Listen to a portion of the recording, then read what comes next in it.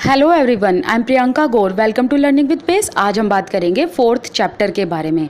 Chapter का नाम है tribals, dikus and the vision of golden age. आज हम इसमें क्या पढ़ेंगे?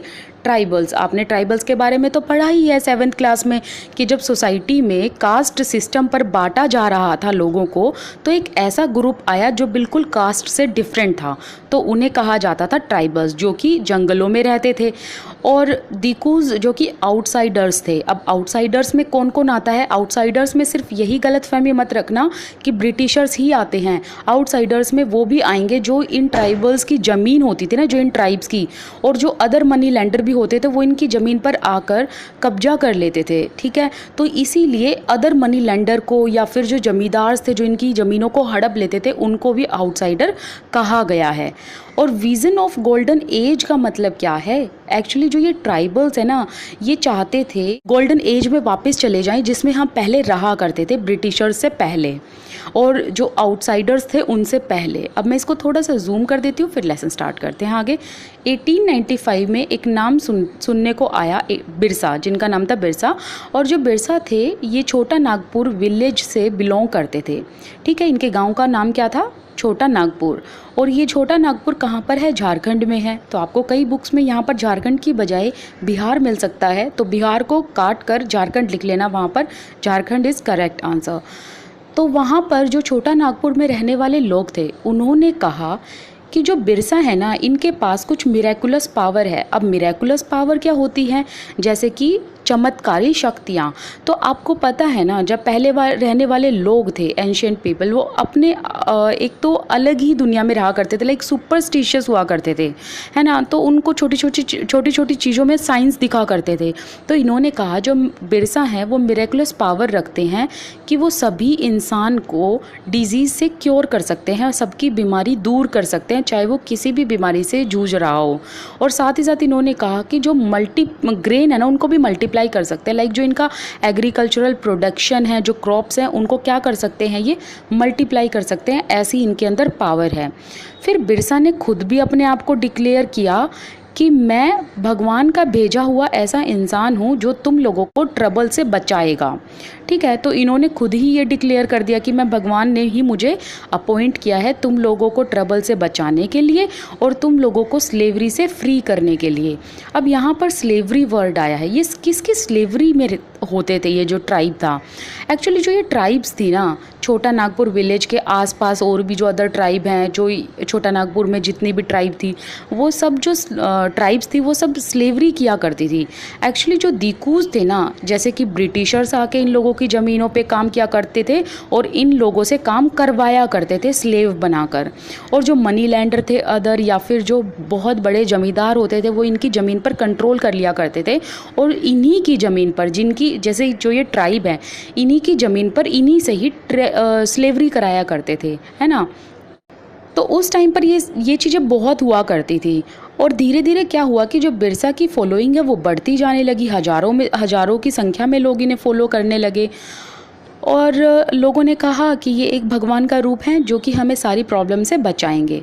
जो बिरसा है ये एक मुंडाज फैमिली से बिलोंग करते हैं। ये मुंडा क्या है? ये एक ट्राइबल ग्रुप है जो कहाँ पर रहते हैं? छोटा नागपुर विलेज में।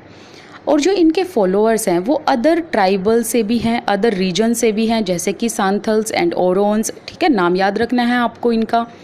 और सभी ट्राइब्स की अगर हम बात करें, जो जहाँ पर भी ये ट्राइब्स रहा करती थी, अगर हम उन रीजन की बात करें, तो सभी बहुत ही अनहैप्पी थे, क्योंकि उन लोगों को जो चेंज फेस करने पड़े थे। एक्चुअली क्या हुआ कि इन्हीं की ज़मीन पर आकर ब्रिटिशर्स ने, देखिए, एक तो रूल कर लिया। ठीक है, अदर पीपल भी जो इनसे शक्तिशाली होते थे वो आकर क्या करते थे, इनकी ज़मीनों पर रूल करते थे।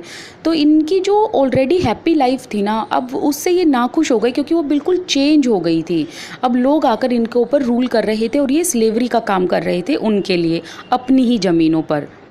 अब इनके जो फैमिलियर वे थे ना ज़िंदगी जीने के, वो भी चेंज हो रहे थे, एक्चुअली डिक्लाइन हो रहे थे डे बाय डे। जो इनका लाइवलीहुड था और जो इनका रिलीजन था वो भी डेंजर में था। अब यहाँ पर रिलीजन डेंजर में होने का मतलब क्या है? देखिए, जब हमने बात की ना अभी ऊपर यहाँ पर कि दिकूज थे, दिकूज में ना इस टाइम पर ब्रिटिशर्स के साथ साथ ना क्रिश्चियन मिशनरीज भी आने लगी थी, और ये क्रिश्चियन मिशनरीज़ क्या करती थी, लोगों को ना रिलीजन चेंज कराने में लगी हुई थी। तो इनका जो रिलीजन था वो भी डेंजर में था। अब इस पैराग्राफ में है कि क्या क्या चीज़ें आप इस लेसन में पढ़ेंगे, किस तरीके से बिरसा ने प्रॉब्लम्स को सॉल्व कराया, और आउटसाइडर्स कौन थे जिन्हें हम दिकूज कह रहे हैं। साथ ही साथ ये लोग इन्हीं रीजन में रहने वाले लोगों से स्लेवरी करवाते थे, क्यों करवाते थे, कैसे करवाई, और एक्चुअली जो ट्राइबल पीपल हैं वो लोग कैसे अपना जीवन यापन या अपना लाइवलीहुड कर रहे थे अंडर ब्रिटिश रूल। कुछ ऐसा आपको पढ़ने को मिलेगा, इन लोगों की जो ट्राइबल लाइफ थी वो कैसे चेंज हुई इस रूल के अंदर। तो ये सब चीज़ें आपको यहाँ पर पढ़ने को मिलेंगी। आप लोगों ने लास्ट ईयर जो ट्राइबल सोसाइटीज़ की बात की थी उसको तो अच्छे से पढ़ा ही था, मैं एक बार फिर से रिमाइंड करा देती हूँ। देखिए क्या हुआ था कि कास्ट सोसाइटीज़ में लोगों को कास्ट के हिसाब से बांट दिया गया था, ठीक है, जिसमें लोगों को कास्ट के हिसाब से कुछ कस्टम थे, कुछ रिचुअल्स थे, वो लेट डाउन किए थे किसने, ब्राह्मण्स ने।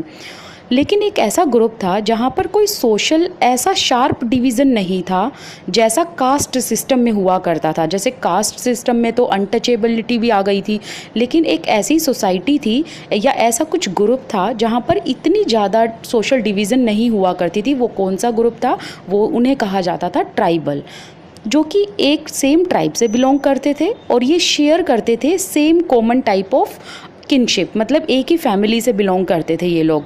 और यहाँ पर ऐसा भी नहीं है कि बिल्कुल ही आपको डिफरेंसेस देखने को नहीं मिलेंगे, इन लोगों के मुखिया वगैरह भी तो हुआ करते थे स्टेटस के हिसाब से, लेकिन इतना नहीं था जितना शार्प डिवीज़न आपको कास्ट सिस्टम में देखने को मिलेगा। कि ट्राइबल ग्रुप्स अपना लाइवलीहुड कैसे अर्न करते थे, तो इनके ऑक्यूपेशन पे बात करेंगे हम।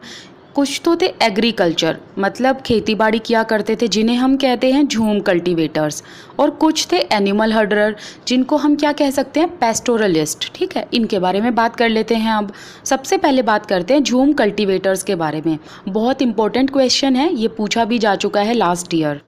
झूम कल्टीवेशन को एक सेकंड नेम से भी बुलाया जाता है, ठीक है, उसका नाम क्या है, शिफ्टिंग कल्टीवेशन। तो आप एक चीज़ याद रखना कि आपसे झूम के साथ साथ ये नाम भी पूछा जा सकता है, ठीक है। तो आप कंफ्यूज मत होना कि शिफ्टिंग कल्टीवेशन किसे कहा जाता है, तो आपको ये सब्स्टिट्यूट नेम याद रखना है। अब झूम कल्टीवेशन जो है वो स्मॉल पैचेस ऑफ लैंड पर प्रैक्टिस की जाती थी, और ये मोस्टली कहाँ पर की जाती थी, फॉरेस्ट में।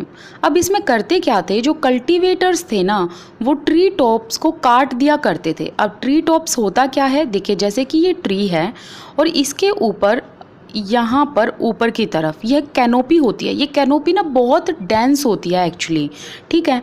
तो जब ये कैनोपी बहुत डेंस होती है तो इसी वजह से जो सनलाइट है ना वो यहाँ पत्तों तक ही रह पाती है, नीचे ग्राउंड तक रीच नहीं हो पाती, ठीक है। तो इसलिए ये इस कैनोपी को काट दिया करते थे ताकि जो सनलाइट है वो डायरेक्ट ग्राउंड तक रीच हो पाए, ग्राउंड तक पहुँच पाए।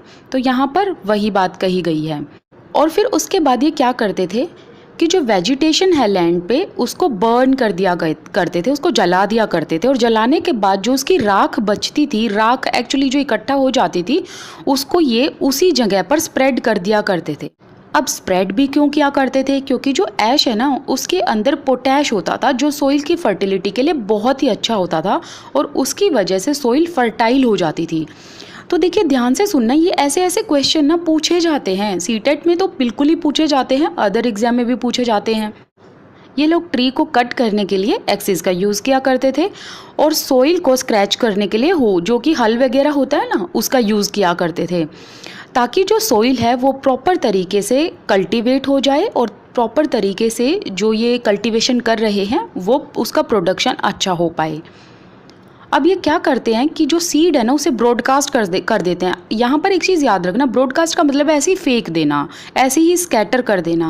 अब यहाँ पर पहले देखो होता क्या था, लोग ना सीड्स को सो करते थे, लेकिन झूम कल्टीवेशन में ऐसा नहीं होता था। यहाँ पर ये क्या करते थे, सीड्स को ना स्कैटर कर दिया करते थे फील्ड पे, ठीक है, उसको प्लॉव करने की बजाय सीधा फेंक दिया और ना ही उसको सो किया करते थे। अब जब क्रॉप एक बार रेडी हो जाती थी फिर उसको बाद में हार्वेस्ट कर लिया जाता था। अब क्या होता था कि इसके बाद ये दूसरे फील्ड पर चले जाते थे। इसका मतलब ये है कि सपोज़ कीजिए यहाँ पर इन्होंने झूम कल्टीवेशन स्टार्ट किया, ठीक है। अब जब एक बार यहाँ पर प्रॉपर तरीके से क्रॉप ग्रो हो गई, फिर हार्वेस्ट कर ली गई, उसके बाद ये यहाँ से दूसरी जगह पर, दूसरी फील्ड पर मूव कर जाते थे। अब नाम से ही समझ आ रहा है कि शिफ्टिंग कल्टीवेशन, कि मतलब यहाँ से यहाँ शिफ्ट हो गए, तो इसलिए है ये शिफ्टिंग कल्टीवेशन। अब इनके शिफ्ट करने के पीछे भी एक रीज़न है। सपोज़ कीजिए इन्होंने इस लैंड पर क्रॉप्स ग्रो की, फिर इन्होंने यहाँ पर हार्वेस्ट भी कर ली। अब क्या होता था, जहाँ पर इन्होंने क्रॉप्स ग्रो की और फिर हार्वेस्ट करने के बाद इस सोइल की फर्टिलिटी जो होती थी ना, वो बिल्कुल ख़त्म हो जाती थी या कुछ कम हो जाती थी। तो इसी वजह से इसको कुछ सालों तक ऐसे ही पड़े रहने देने के लिए ये दूसरी जगह पर चले जाते थे, ताकि जो पहले वाली लैंड है जहाँ पर ये ऑलरेडी कल्टीवेशन करके आ चुके हैं, वहाँ लैंड पर दोबारा से सोइल फर्टाइल हो जाए। सोइल फर्टाइल होने में रिकवरी में टाइम लेती है ना, तो इसी वजह से कुछ सालों तक ये पहले वाले पार्ट को, पहले वाली जो खेती वाली लैंड है ना, उसको कुछ सालों के लिए स्पेयर छोड़ दिया करते थे और ये दूसरी जगह शिफ्ट कर लिया करते थे। और जब पहले वाली लैंड जहाँ पर ये खेती किया करते थे, जब वहाँ पर सोइल रिकवर हो जाती थी, तो ये क्या करते थे, वापस उस जगह पर चले जाया करते थे। अच्छा देखिए, जो ये लैंड है जिसको ये कल्टीवेट करने के बाद छोड़ दिया करते थे, तो उसको कहा जाता है फैलो। तो ये क्वेश्चन आपसे पूछा जा सकता है कि फैलो किसे कहा जाता है। यहाँ बॉक्स में भी दिया हुआ है कि फैलो क्या होता है, एक वो लैंड या जहाँ पर जो खेती का एक वो पार्ट जहाँ पर अभी क्रॉप करने के बाद उसे अनकल्टीवेट छोड़ दिया जाता है, ताकि उसकी सोइल रिकवर हो जाए और फर्टिलिटी जो है सोइल की वो रिकवर हो जाए। और जो साल है वो एक ट्री है। महुआ क्या है, एक फ्लावर है जिसे खाया भी जा सकता है और जिसकी अल्कोहल भी बनती है। अब ये था शिफ्टिंग कल्टीवेशन के बारे में। अगर शिफ्टिंग कल्टीवेशन के एरिया की बात करें तो ये हिली एरियाज़ में पाया जाता है और इसको कहाँ कहाँ और प्रैक्टिस किया जाता है, सेंट्रल इंडिया में और इंडिया के नॉर्थ ईस्ट पार्ट में जहाँ पर फॉरेस्ट ट्रैक्ट्स हैं, वहाँ पर इसको प्रैक्टिस किया जाता है। अब हम बात करते हैं हंटर्स के बारे में एंड गैदरर्स के बारे में। अब कुछ रीजन में जो ट्राइबल ग्रुप्स हैं वो हंटिंग किया करते थे एनिमल्स की और फूड गैदर्स किया करते थे। उनके लिए जो फॉरेस्ट है वो सर्वाइवल का पार्ट था, तो इसलिए फॉरेस्ट उनके लिए तो बहुत नेसेसरी था। और ये ट्राइब कौन सी थी, खोंड्स ट्राइब। और ये किससे बिलोंग करते थे, ये बिलोंग करते थे उड़ीसा के फॉरेस्ट से। ठीक है, आपको ये याद रखना है। और ये जो लोग थे, ये लोग क्या करा करते थे कि कलेक्टिवली हंट किया करते थे। ये एक ग्रुप में जाकर हंटिंग किया करते थे और जो भी इनको मांस मिलता था, जो भी मीट मिलता था, एक दूसरे में बांट लिया करते थे प्रॉपर पोर्शन में। ये लोग फ्रूट्स भी खाते थे, रूट्स भी खाते थे और ये लोग फूड को भी कुक करते थे, लेकिन एक स्पेशल ऑयल से, जो ये कहाँ से एक्सट्रैक्ट किया करते थे, ये लोग साल एंड महुआ के सीड से क्या किया करते थे, ऑयल को एक्सट्रैक्ट किया करते थे और फिर उस तेल से क्या बनाया करते थे, ये फूड, उस फूड को ये पकाया करते थे। और ये श्रब्स एंड हर्ब्स को भी यूज़ किया करते थे फॉर मेडिकल पर्पज़। एक्चुअली ये लोग ना, क्या नाम है, आयुर्वेदिक जिसे बोलते हैं, उनको यूज़ किया करते थे और साथ ही साथ उनको बेचा भी करते थे ये लोग। अब ये श्रब्स एंड हर्ब्स को बेच दिया करते थे जब उनके कुछ ऐसे एक्सट्रैक्ट निकाल लिया करते थे जो मेडिकल पर्पज़ में काम आ सके। अब क्या होता था कि जो लेदर्स और जो लोकल वीवर होते थे ना, ये क्या करते थे, ये खोंड्स के पास आया करते थे जब इनको एक स्पेशल कलर की ज़रूरत होती थी अपने क्लॉथ्स के लिए और लेदर के लिए। अब वो सप्लाई क्या है, किस चीज़ की सप्लाई के लिए आया करते थे, कुसुम एंड प्लाश फ्लावर। इससे क्या होता है कि कलर निकलता है, बिल्कुल ऑर्गेनिक कलर निकलता है। और ये आपने देखा भी होगा कि होली का जो रंग निकलता है ना, जो ऑर्गेनिक कलर्स होते हैं वो यहीं से एक्सट्रैक्ट किए जाते हैं। तो जब ये local weavers and local leathers को ऑर्गेनिक कलर की ज़रूरत होती थी, नेचुरल कलर की ज़रूरत होती थी, तो ये यहाँ पर इनके पास, खोंड्स के पास आया करते थे। आपको नाम पता होना चाहिए उन फ्लावर्स का। अब क्वेश्चन ये अराइज होता है कि जो ये फॉरेस्ट में रहने वाले लोग थे, इनके पास राइस और अदर ग्रेन की सप्लाई कैसे होती थी। इसका आंसर ये है कि एट टाइम्स ये लोग ना एक्सचेंज किया करते थे गुड्स को, मतलब सामान के बदले सामान लिया करते थे, पैसे नहीं लेते थे। उसमें क्या करते थे, ये अपनी तरफ से तो जो फॉरेस्ट की वैल्यूएबल चीज़ थी वो उनको दे देते थे और सामने वाले पर्सन से ये क्या ले लेते थे वापस में, जो इनको ज़रूरत होती थी। तो इनको ज़रूरत किस चीज़ की होती थी, इनको ग्रेन्स या राइस की ज़रूरत होती थी, तो ये उन सामान के बदले सामान लिया करते थे। मतलब जो भी फॉरेस्ट की चीज़ है जो ये बेचने जाते थे लोकल मार्केट में, वहाँ पर उनसे पैसा लेने की बजाय सामान ले लेते थे जो इनको ज़रूरत होती थी, जैसे ग्रेन्स एंड राइस। और कई बार ये क्या करते थे, अगर इनको एक्सचेंज नहीं करना होता था तो अपनी स्मॉल अमाउंट की जो इनकी अर्निंग होती थी उससे ये सामान खरीद लिया करते थे। अब विलेज में कुछ और लोग अलग टाइप की जॉब भी करते थे, जैसे कि लोड को कैरी करते थे, बाहर उठाते थे, बिल्डिंग रोड्स पर काम करते थे, और कुछ लोग पीजेंट्स या फिर फार्मर्स का काम करते थे। अब जो बेगास थे ना, वो कौन सी ट्राइब थी? ये ट्राइब बिलोंग करती है सेंट्रल इंडिया से। ये लोग बड़े ही रिलक्टेंट थे किसी और के लिए काम करने के लिए।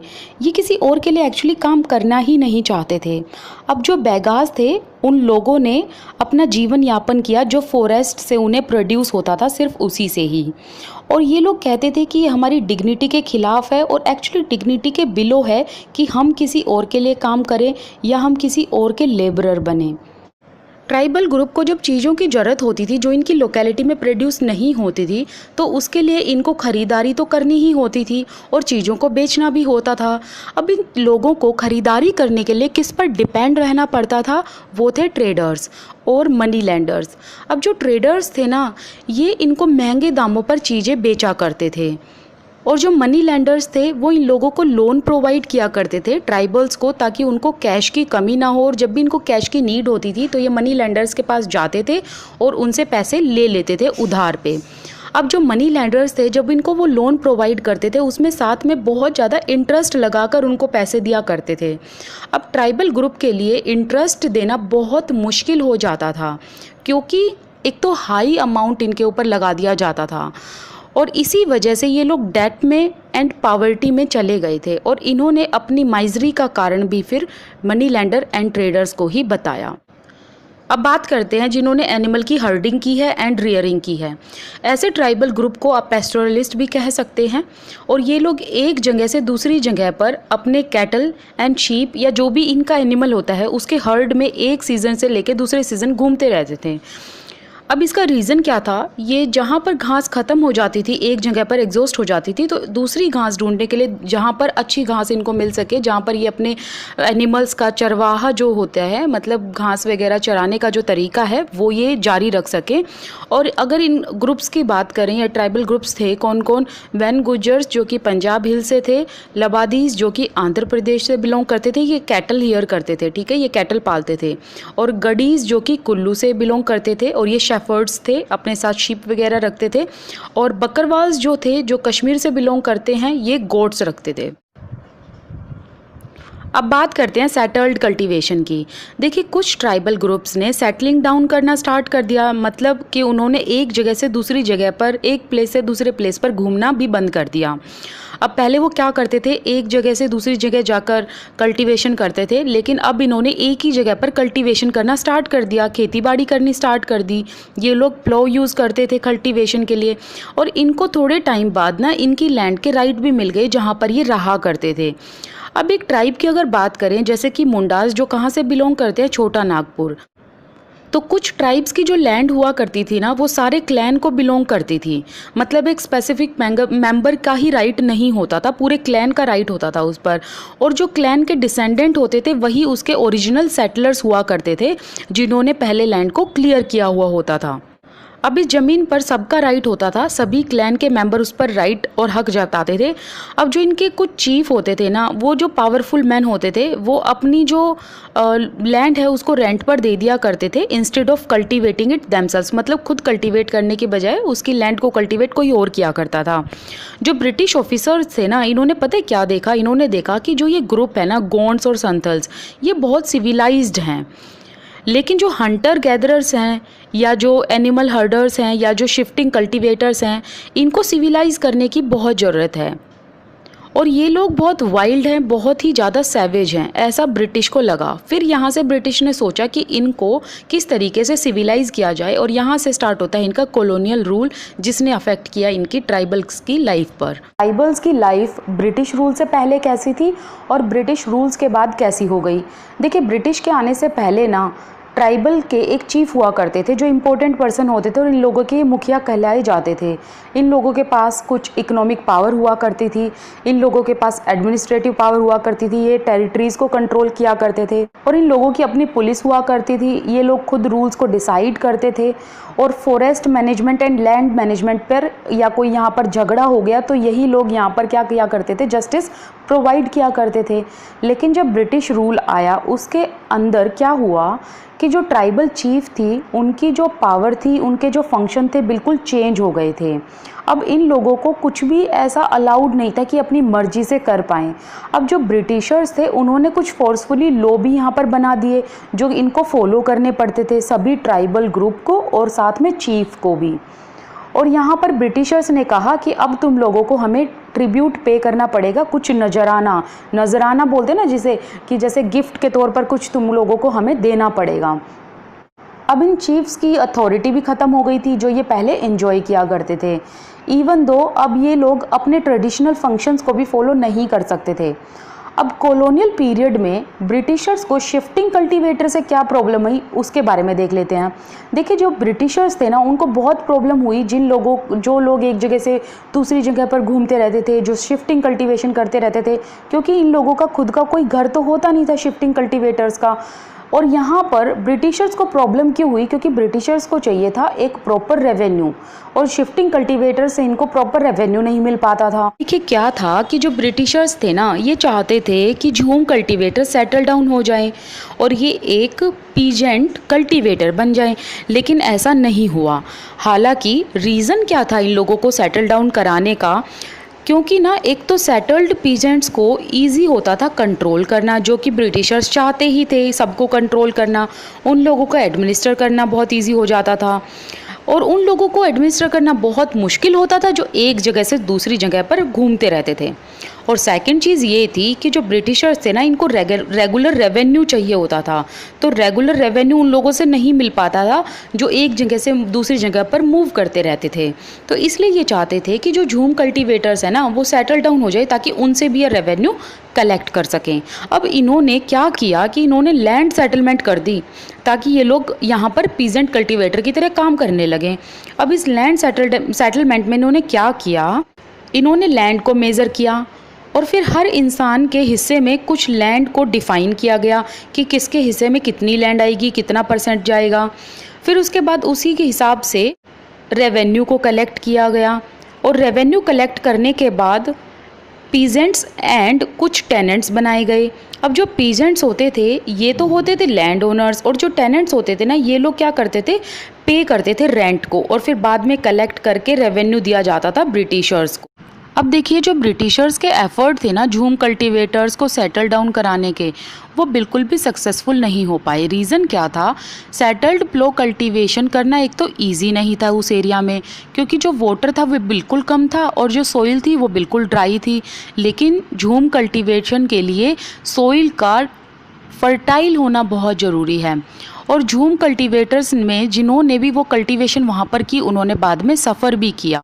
तो इसी वजह से झूम कल्टीवेटर्स जो कि नॉर्थ ईस्ट इंडिया से बिलोंग करते थे उन्होंने अपने ट्रेडिशनल प्रैक्टिस को आगे बढ़ाया, उन्होंने उसी को ही कंटिन्यू किया। अब यहाँ पर इन लोगों ने जब प्रोटेस्ट किया तो ब्रिटिशर्स को इनकी बात तो माननी पड़ी, लेकिन कुछ शर्तों पे। ब्रिटिशर्स ने कहा कि तुम लोगों को शिफ्टिंग कल्टीवेशन अलाउड है लेकिन फॉरेस्ट के कुछ ही पार्ट में तुम लोगों को अलाउड होगा।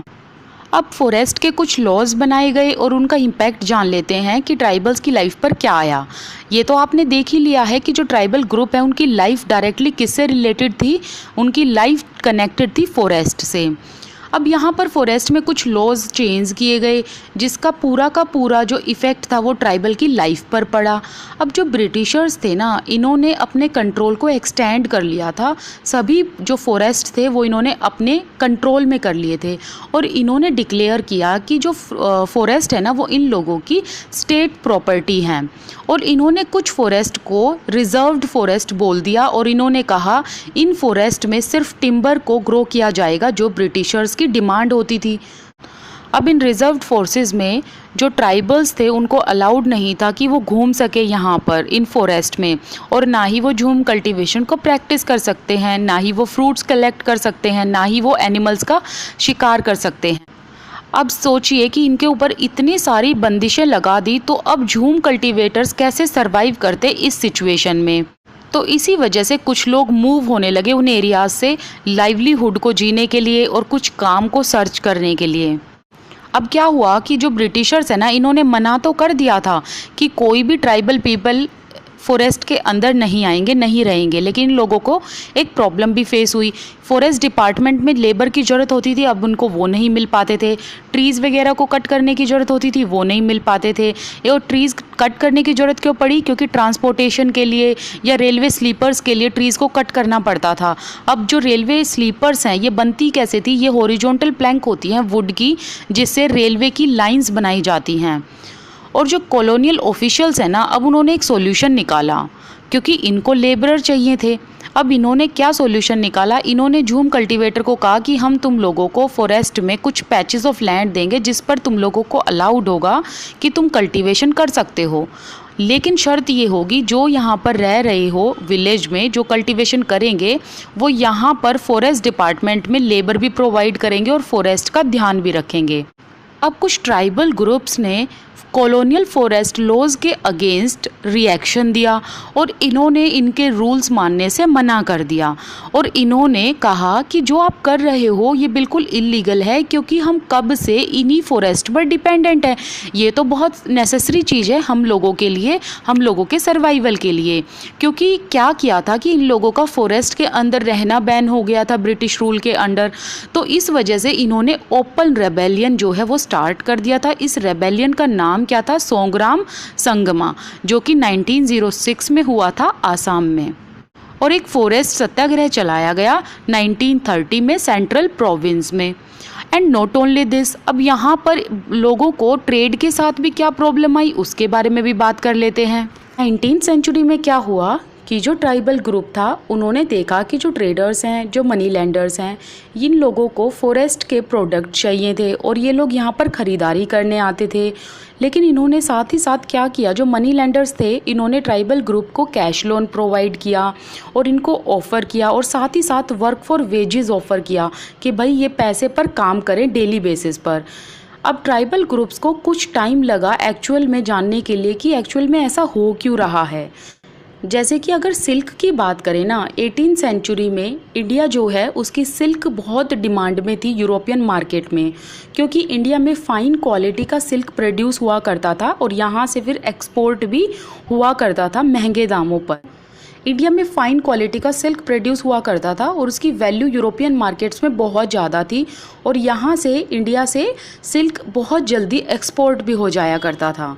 जैसे जैसे मार्केट ने एक्सपेंड किया, ईस्ट इंडिया कंपनी जो है उनके जो ऑफिशियल्स थे उन्होंने सिल्क के प्रोडक्शन को एनकरेज किया, क्योंकि देखिए जो उसकी डिमांड थी ना यूरोपियन कंट्री में बहुत ज़्यादा थी, और जितना ये यहाँ से सिल्क सस्ते दाम में खरीद कर महंगे दाम में बेचते थे, ईस्ट इंडिया कंपनी को बहुत फ़ायदा होता था।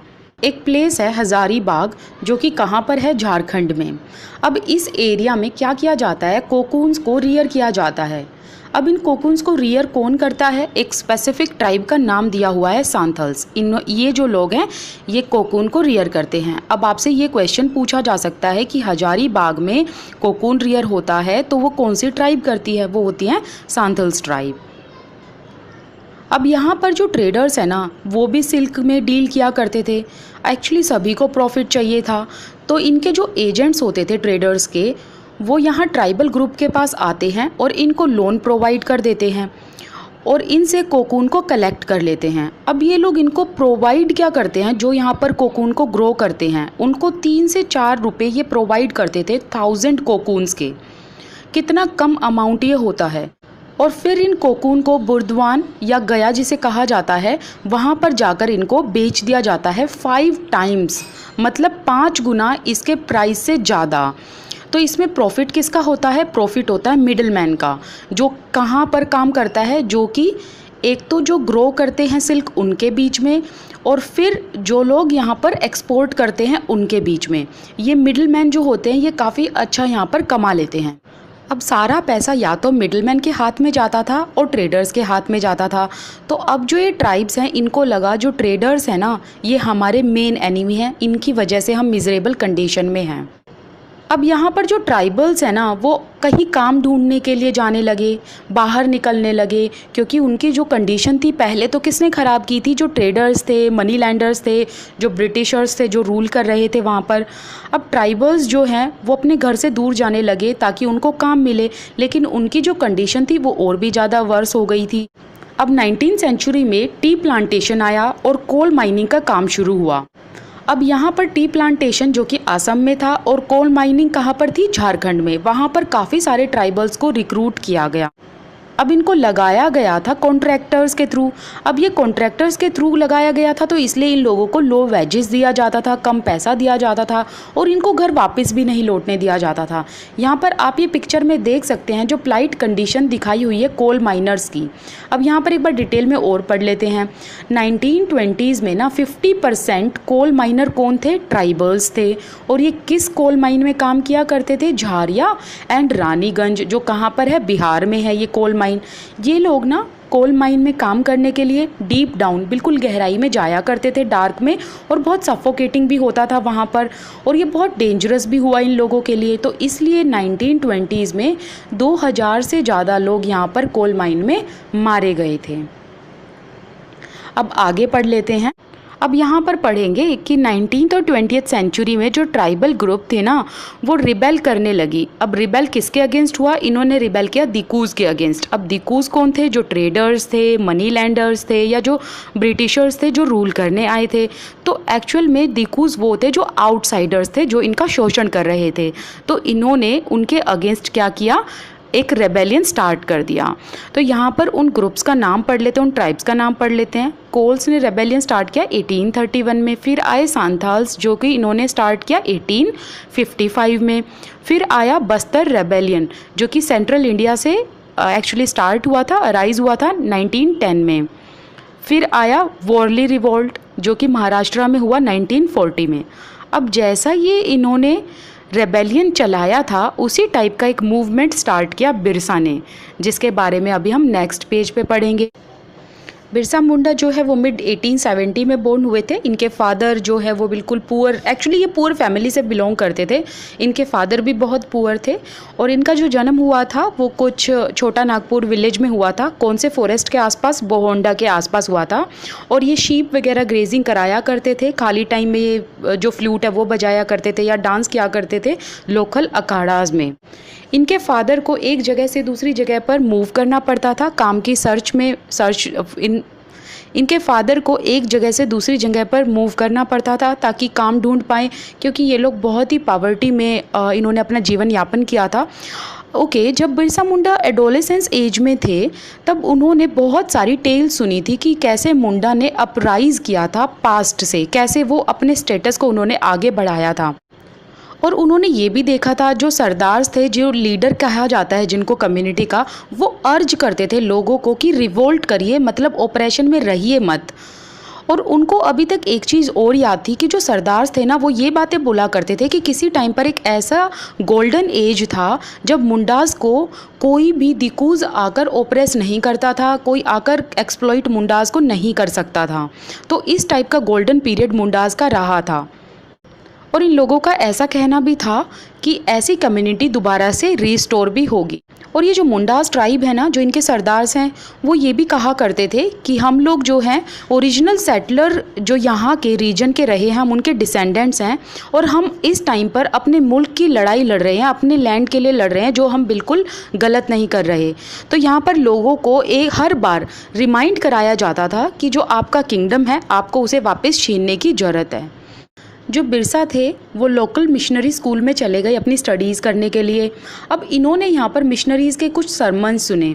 अब यहाँ पर इन्होंने इनको ये कहते हुए सुना कि जो मुंडाज है ना वो अपना हेवनली किंगडम वापस ले सकते हैं। हेवनली किंगडम कौन सा, जो इनका गोल्डन विज़न था या गोल्डन एज जो इनकी हुआ करती थी, तो ये लोग वहाँ उस चीज़ को, उस किंगडम को वापस ले सकते हैं।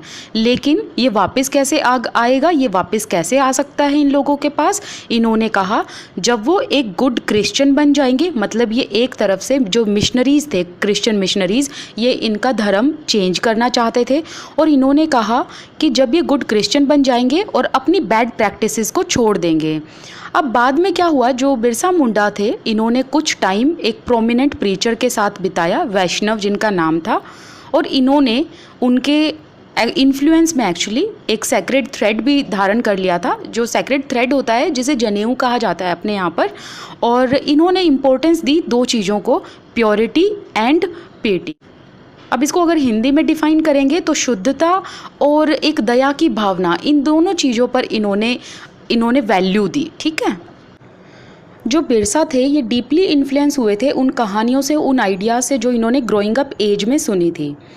अब इन्होंने ट्राइबल सोसाइटी में जो मूवमेंट चलाया था उसका एक मेन एम यही था कि अपनी सोसाइटी को रिफॉर्म करना चाहते हैं, सुधार लाना चाहते हैं।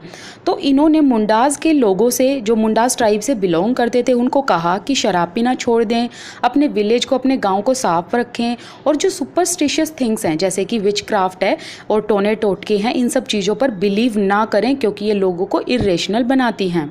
और साथ ही साथ एक चीज़ भी याद रखें कि जो बिरसा थे ना वो क्रिश्चियन मिशनरीज़ के अगेंस्ट थे एंड हिंदू लैंडलॉर्ड्स के अगेंस्ट भी थे, क्योंकि ये इनको मानते थे एक आउटसाइड फोर्स। और इन्होंने कहा कि जो ट्राइबल्स का ज़िंदगी जीने का तरीका है या जो मुंडाज़ का वे ऑफ लिविंग है खुद का, ये उनको रूइन करना चाहते थे। कौन रूइन करना चाहते थे? जो आउटसाइड फोर्स थे।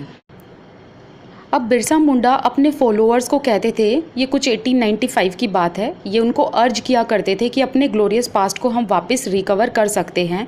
तो ये हमेशा गोल्डन एज की बात किया करते थे कि किस टाइप का गोल्डन एज रहा है पास्ट में मुंडाज़ की लाइफ में। तो किस टाइप का गोल्डन एज था? वो था सतयुग, द एज ऑफ ट्रुथ, जिसमें मुंडाज़ जो थे ना वो बिल्कुल साथ में रहकर काम किया करते थे, एक साथ कल्टीवेशन किया करते थे, एक साथ लाइफ का जीवन यापन किया करते थे, प्लांट किया करते थे ट्रीज़ को, ऑर्किड्स को। और ये एक दूसरे को कभी मारते नहीं थे, एक दूसरे के रिलेटिव्स को कभी, मतलब ये खून खराबा नहीं करते थे, बिल्कुल भी ऑनेस्टली रहा करते थे। तो अब जो बिरसा है ना वो चाहते थे कि दोबारा से जो ये मुंडा ट्राइब है इस लैंड पर काम करे और यहाँ पर साथ मिलकर फील्ड को कल्टीवेट करे। अब ये सब चीज़ें जो हैं, जो ये पॉलिटिकल बिरसा जो एम रख रहे थे कि बिरसा का राज हो, तो बिरसा अपना राज जो चलाना चाहते थे, ये चीज़ ब्रिटिशर्स को बिल्कुल पसंद नहीं आई, क्योंकि बिरसा जो है ना, बिरसा मुंडा जो है वो एक एम लेकर चल रहे थे जिसमें वो चाहते थे कि जो मिशनरीज़ हैं, मनी लैंडर्स हैं, हिंदू लैंडलॉर्ड हैं और जो गवर्नमेंट है, इनको बाहर फेंका जाए और किसका राज हो? मुंडा का राज हो। और जो बिरसा है, बिरसा मुंडा, ये ट्राइब जो है बहुत पॉपुलर हो और बिरसा उसके हेड हों। अब जो ये मूवमेंट है ना, ये बिरसा ने इसलिए चलाया था, ऐसा उनका कहना था कि जो ये आउटसाइडर्स हैं इनकी वजह से मुंडाज़ को सफ़रिंग हो रही है, मुंडाज़ की जो मिज़री है इसका कारण सिर्फ़ और सिर्फ ये आउटसाइडर्स हैं या फिर ये फोर्सेस हैं। अब क्या हुआ कि ब्रिटिश ऑफिशियल्स ने बिरसा मुंडा को 1985 में अरेस्ट कर लिया था और अब इनको 2 साल की जेल हुई थी। उसके बाद इनको छोड़ दिया गया था। 1897 में इनको रिलीज़ कर दिया। जैसे ही ये बाहर आए, ये गांव में गए और इन्होंने लोगों का सपोर्ट लेना स्टार्ट कर दिया। तो इन्होंने ट्रेडिशनल सिंबल और ट्रेडिशनल लैंग्वेज में लोगों को राइज़ करना स्टार्ट किया कि रिवोल्ट में उनके साथ खड़े हों। और इन्होंने उनको कहा कि जो ये दिकूज़ हैं और जो ये यूरोपियंस हैं, ये एक तरफ से रावण हैं। तो यहाँ पर जो ये वर्ड है ना, इंडियन माइथोलॉजी का जो ये वर्ड यूज़ किया गया है, यहाँ पर ये सिंबल है कि जो दिकूज़ हैं, जो यूरोपियंस हैं, ये किस तरीके से इनका एक्सप्लॉइट कर रहे। तो इन्होंने कहा ये लोग हैं रावण और यहाँ पर एक किंगडम स्टैब्लिश करना बहुत ज़रूरी है। किसके अंडर में? किसकी लीडरशिप के अंडर में? बिरसा की। तो बिरसा ने अपने फॉलोअर्स को अर्ज किया और बाद में जो सिंबल्स थे दीकू के और यूरोपियन पावर के, उन पर इन्होंने टारगेट करना स्टार्ट किया। इन्होंने पुलिस स्टेशन पर अटैक किया, चर्च पर अटैक किया, मनी लैंडर्स की प्रॉपर्टी पर रेड किया, जमींदार्स पर अटैक किया। और इन्होंने वाइट फ्लैग, जो इनका एक फ्लैग था या इनके फ्लैग का जो कलर था वो वाइट था, इन्होंने उसको अपना सिंबल बनाया और उसको हर जगह लगाना शुरू कर दिया। लेकिन 1900 में जो बिरसा है उनकी कोलेरा से डेथ हो गई थी और ये मूवमेंट जो है वो फेड आउट हो गया था। एक्चुअली धीरे धीरे ये मूवमेंट बिल्कुल ख़त्म ही हो गया था, पर ये मूवमेंट था बहुत सिग्निफिकेंट। अब इसके 2 तरीके देखते हैं कि ये इतना इम्पोर्टेंट क्यों रहा जो इसे हम आज पढ़ रहे हैं।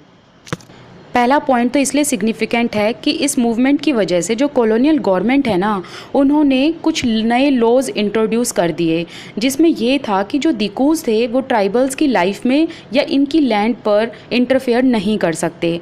और जो सेकंड पॉइंट था उसमें ये था कि जो ट्राइबल पीपल हैं उन्होंने लोगों को ये दिखा दिया कि ट्राइबल्स के अंदर बहुत सारी कैपेसिटी है कि वो प्रोटेस्ट कर सकते हैं इनजस्टिस के अगेंस्ट या जो इनका एक्सप्लॉइट कर रहे हैं उनके अगेंस्ट, और इनके अंदर इतनी कैपेसिटी है कि ये अपना गुस्सा, अपना एंगर शो कर सकते हैं कॉलोनियल रूल के अगेंस्ट, जो कि थे ब्रिटिशर्स। और दिकूज में कौन थे? जो कि बाहर के, जैसे मनी लैंडर्स हो गए, ट्रेडर्स हो गए, हिंदू लैंडलॉर्ड्स थे, क्रिश्चियन मिशनरीज थे। और एक तरफ से इन्होंने जो भी ये मूवमेंट चलाया अपने ओन स्पेसिफिक वेज में चलाया, और ये एक सिंबल है स्ट्रगल का,